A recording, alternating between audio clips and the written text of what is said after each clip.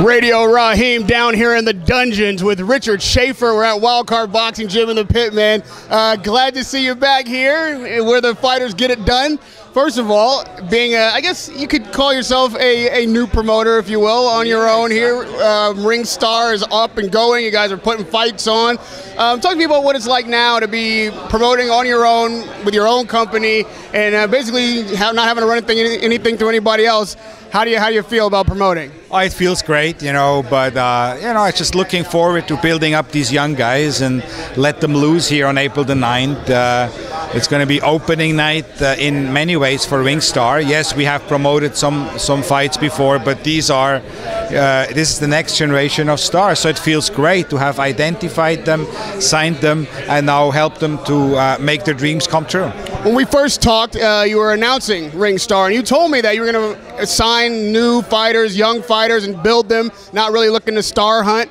Why did you decide to go that route, and are you satisfied with those decisions? Are you looking to sign any stars now? Well, no, absolutely. I mean, I always keep an open eye when it comes to stars, current world champion, former world champions, so anybody who is a free agent, yes, I'm interested in to work with them and for them. But in the meantime, while that goes on, because you never know what happens, you can't just sit around and do nothing.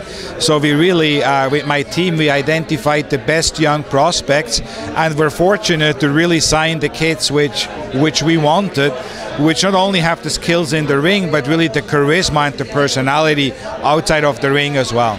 We're seeing a few different, I guess you could say, theories of promotion play out with the different promoters trying their hand. A big number on CBS for Thurman Garcia we saw him get, and then right on the heels of that we saw Triple G. And we've got the numbers in now for pay-per-view, and the reaction has been interesting to me. So I'm trying to get your opinion on how people are reacting to the Triple G's numbers. Do you think that the numbers that a fighter brings in on pay-per-view are directly correlated to how big a star he is? Well, you know, the pay-per-view is really a sort of like a different animal, and sort of like all stars have to be aligned. And you need to know how to promote the pay-per-view. This is not like a fight where you get a license fee. You need to really go out and promote. You know, it's like a campaign. You need to sell. You need to activate. You need to do conversions with your sponsors. You need to really work very hard, but not only hard, smart, to really give that pay-per-view an opportunity to succeed. Then the date is very important as well. The location of a pay-per-view is very important as well.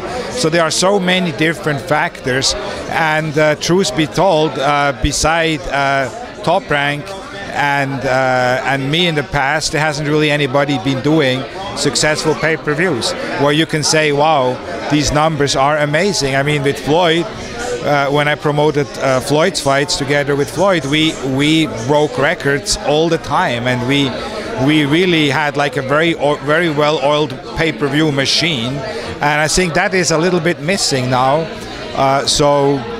And the date for the Triple G fight was probably the worst date you could do. I actually promoted the fight once as well on that weekend together with Bob. I think it was Morales Barrera or one of those from Vegas, and the pay-per-view numbers were disappointing as well. So that's why I said before, you need to know to promote, but you need to go as well on the right date. And March Madness opening weekend, the whole United States, the whole sports fan base is watching basketball, and nobody's thinking about paying $65 to watch a fight. I think the price point was a bit steep as well. So there's a lot of different factors, but you know, in the end of the day, if it did $150,000 or $170,000 and generated $10 million in gross pay-per-view receipts, half of it goes to the cable system, still $5 million. There is no network in the world which pays a $5 million license fee. So you need to compare, you need to put success in relation what is available out there. Would you have done the fight on free HBO or whatever? I got a license fee of $2.5 million or so. You know, that would have been the number. Or do you take the risk and you go on pay-per-view and you end up bringing $5 million into the pot? Well, it worked. it worked. So I think Tom did a good job, and you know, you need to put those numbers in relation to what the market is. You made some news last time we talked at your announcement saying that if you were at the helm, Triple G Canelo would have happened already. We've got a response from Oscar De La Hoya, partially in response to the pay-per-view numbers we just talked about, saying that he's going to renegotiate the contract or send them some different offer because the numbers were low. And then on the heels of that, he says that if Triple G fights in June, then maybe Canelo's off the table. I'm trying to figure out, and the fans are trying to figure out, what kind of thinking this is from a promoter's perspective. Is this good business on Oscar's part, or are they just trying to find a way to get out of the fight? No, look, I have to agree with Oscar on this one, because the fact is, if you, I just said it before, you need to know how to promote pay-per-view. You cannot promote a big pay-per-view with a month or two lead time. It's impossible. And you figure out, like, if Triple G is going to fight in what, July? In June, by the time, you know, he's over and healed up and so on, you're going to have 2 months to promote for a September pay-per-view. That's not how you maximize pay-per-view revenues. Ideally, you want to have a minimum, and I mean minimum of 3 months to promote a pay-per-view. If you could do the fight, if they could sit down today, this week, next week, agree on terms, and then start really putting together a pay-per-view promotion for September.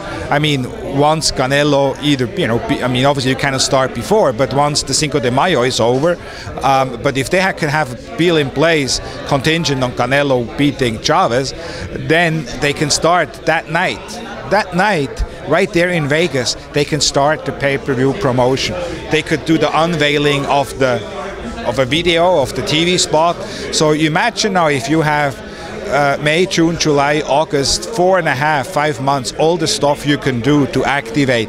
That's how you promote pay-per-view.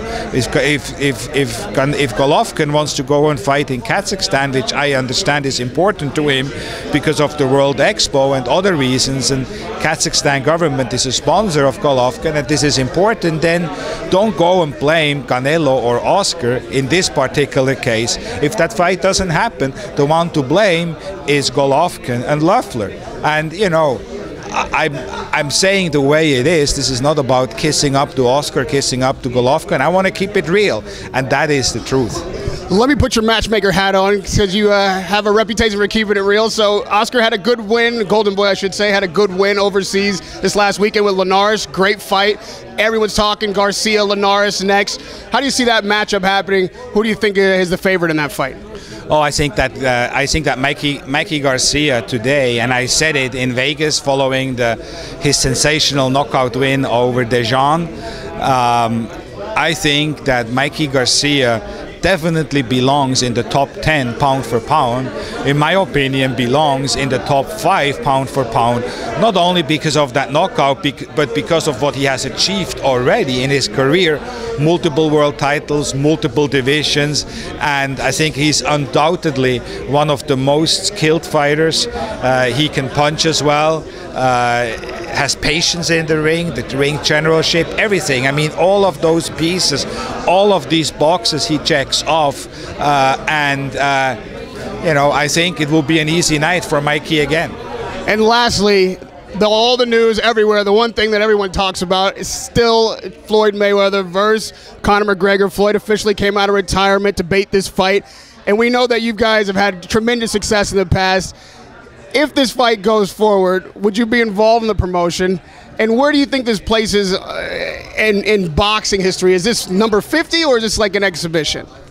Well, you know, I don't know to what extent or if I would be involved. Floyd and me are friends. We had great success together, and you know, we know how to maximize revenues, and we work very well together. So we'll cross that bridge, you know, if the fight happens.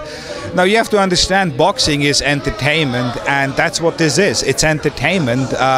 You know, it will be a great event. It will be an event everybody will be talking about, and that's what it's ultimately all about, you know.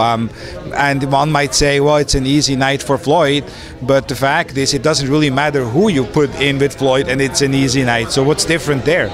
Knowing what you... I don't really care if the guy across the ring from Floyd Mayweather is McGregor or whatever his name is.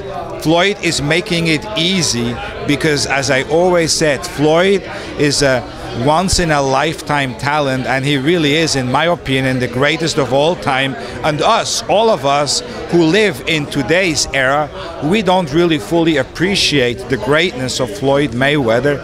The generations after us, I'm sure, will, but so it doesn't really matter, McGregor or whoever. Floyd is making it easy. Let me lock you in a one-word answer. Knowing what you know about Floyd in the fight business, does McGregor versus Floyd Mayweather happen, yes or no?